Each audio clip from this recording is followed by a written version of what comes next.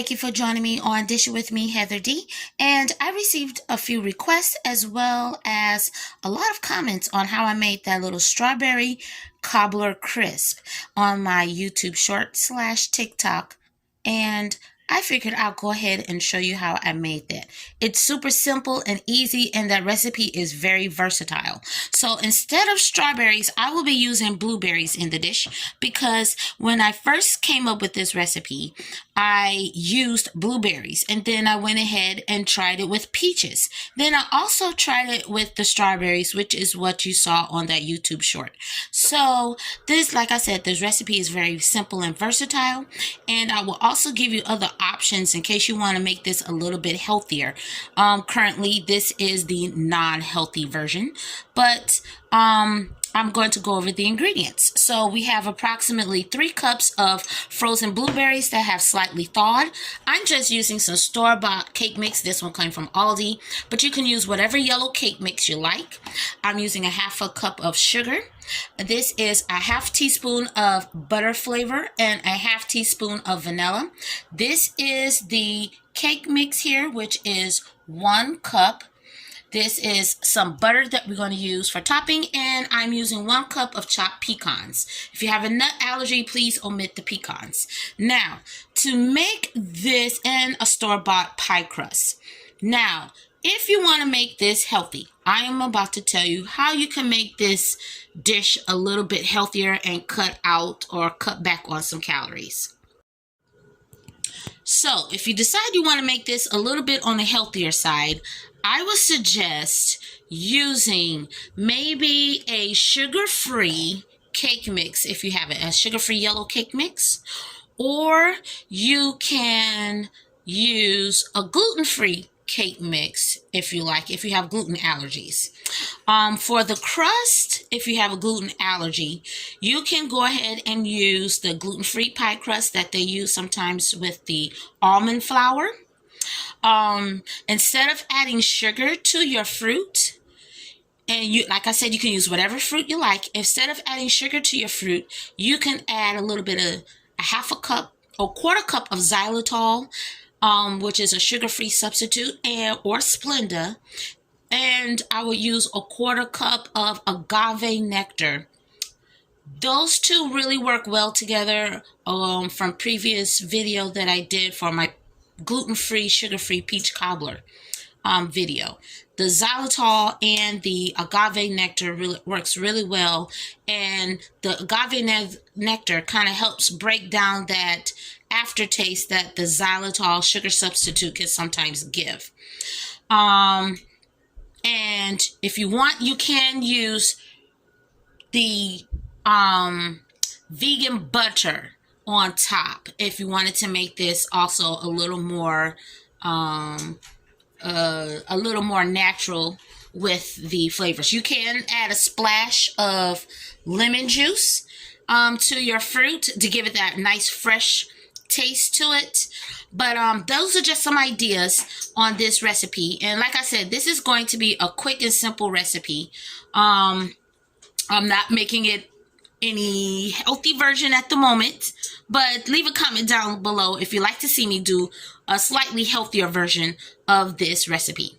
So we're going to begin by adding our blueberries to a large bowl with the juice. Now, some people would ask if they are you going to add any cornstarch to this? And I'm not going to add any cornstarch because of the fact of the cake mix that we're going to put on top is such a large portion or enough of it that when it soaks through or get to the bottom, it's going to kind of help in making this thicken up a little bit agent, and then it's going to go inside of a pie crust. So there, I said it. You don't have to necessarily use any cornstarch. So I'm going to go ahead and just add my half cup of sugar and my vanilla flavoring and butter flavor. And we're just going to give this a nice quick mix. So while all I'm doing here is just mixing up my blueberries. And like I said, you don't have to use the sugar. You can omit the sugar. You don't even have to use the agave nectar or the xylitol if you don't want. If you want to keep it at this natural. But adding that little vanilla and that butter flavor is just going to kind of give these blueberries a nice rich, taste to them. And what I'm going to do also is I'm going to pre-bake this pie crust here. I'm going to poke some holes in it at the bottom, and I'm going to let this bake in the oven for 10 minutes. I'm going to brush this lightly with a little butter too to give this crust a little bit of a buttery flavor as well. Okay, I have gently rubbed this with some butter and poked a few holes in it at the bottom, as you can see. And I'm going to place this in the oven at 350 degrees for 10 minutes. So while I have my pie crust in the oven, what I have here is a big chunk of butter that I cut off of that square block that I had. And while the pie crust is in the oven, I will be cutting this into some squares, because this butter is going to be placed on top of the nuts and the cake mix that is going to go on top of the blueberries. So I'll be right back after I cut these up into some squares. And this is approximately a 1/2 inch portion, and I'm going to cut these all up, and then I'm going to cut them into squares. And I'll be right back. Okay, so this is the butter all chopped up. This is approximately 3/4 cups of butter that I have chopped up. They don't have to be even because they're going to be placed on top and they're going to all melt. But these are the pieces of butter, and we're just waiting 3 more minutes for the pie crust to come out the oven. And then I will show you how to piece this all together. Very simple recipe.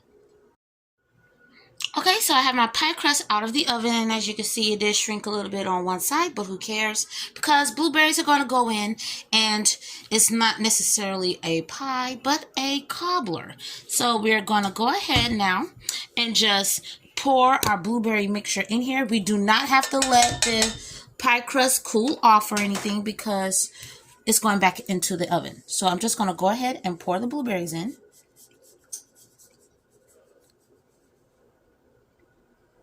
And if you want, you can get all of that out with a spatula, which is I'm about to do, so please stay tuned.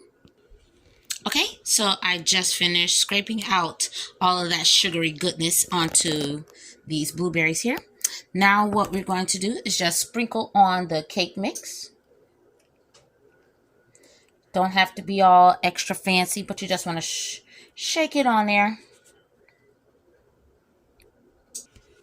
And you see, it looks pretty full, and that's why we're not going to add any cornstarch, because some of that cake mix will absorb that moisture from the blueberries. After we add the cake mix, now we're going to sprinkle on our pecans. This is 1 cup, but you can use as little or as much as you like onto here. I'm just sprinkling it on because we like nuts in our family. We are nutty for nuts. And like I said, if you have a nut allergy, please feel free to omit this step. Now for the final step, we are going to place the butter pieces on top. And we're going to cover as much surface area as possible. And once we cover this up, we're going to place it in the oven. Now we're going to put a lot of butter on here because we wanted to make sure that it gets a little bit of that crispy, crunchy type, cobbler or crisp type feel. With us having the nuts on there, it slightly blocks some of the cake mix, but that is okay. That's why we're putting this butter on. And like I said, we're using approximately 3/4 cups of this chopped butter. And I'm just going to cover this all the way around, as much every little corner crevice I can get to. I'm going to cover it with the butter. Okay, so I have just about completely covered this whole pie with butter. It looks like a lot, but it is going to seep down into all those little corner crevices that you see here, and it's going to get to those blueberries, and it's going to get to that pie crust and kind of flavor up those pecans that are on top of this. And this is going to taste so good. So I have a little bit of this butter left, and it'll just get put to the side, for another dish. But we're going to let this bake in the oven now on 350 for 40 to 45 minutes. We want to get this bubbly, and we want to get this as nice and brown as possible. Once it bakes at the 45 degrees, then I'm going to put it on broil for 2 minutes high to get this extra crispy and bubbly. So this is going to bake in the oven for 40 to 45 minutes on 350. Then for an additional 2 minutes on broil high. And you want to keep an eye on it because you don't want to burn this. But that is what we're going to do. So I am also going to place this on a cookie sheet. So in case there's any spillage of blueberry juice or anything, it won't mess up the oven. So I'm going to place this on a cookie sheet and bake this in the oven. So stay tuned and we'll see how it looks once I remove it from the oven. So previously in my video, I mentioned the importance of watching your crisp cobbler while it is in broil mode. This is what can happen when you don't watch it when you have it in broil mode. Will we eat it still? Yes. But of course, the cobbler was supposed to have more of a lighted tint, kind of like that little brownish color there. This is what happens when an extra 20 seconds goes on your timer. Now, I did set this at 2 minutes, and when I checked it at the 1 minute mark, it was still fine. When I checked it at the 1 minute 15-second mark, it was still fine. 1 minute 30-second mark, it was still fine. This is what happens when an extra 10 to 15 seconds went by, and bam, it got scorched. But like I said, we are still going to eat this. I'm going to let this cool down, and we're going to top this off with some whipped cream. So stay tuned. This is also a reason why it is important to use a cookie sheet of some sort when you bake your cobbler crisp in the oven. This is some of the butter that melted on here and it leaked, as well as some of the crusts and the toppings. So to keep your oven from getting messed up, use that little cookie sheet if you like.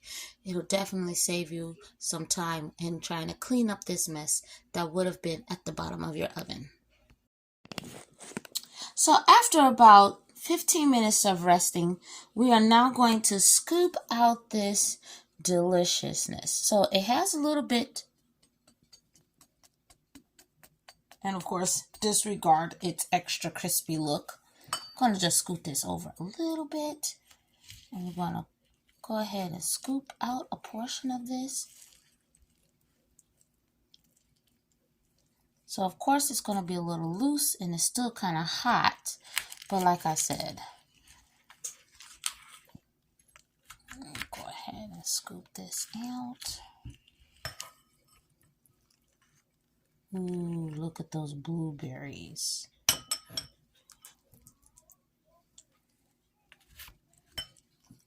You do not cut this like a pie because it is like I said, a cobbler type. And some of that juice, yeah, it's loose now, but it does thicken up as it settles and cools down more. So you won't have to worry much about that. But yeah. And we're going to get, my spoon is too heavy. We're going to get some Cool Whip for that. So, of course, I went ahead and cleaned up some of that. Woo-hoo. There you have it, your blueberry cobbler crisp. So if you like this video, please click like, share, and subscribe. And let me know in the comments if this is a recipe you would like to try.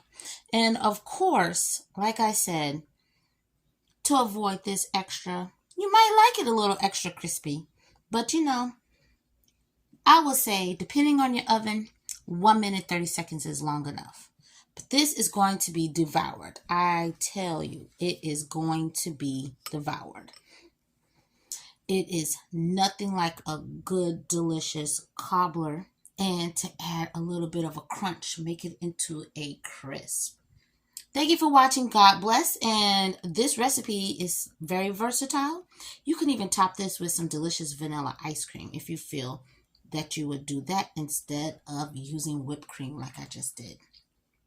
But yeah, thank you for watching. God bless. And stay tuned for more delicious and incredible videos.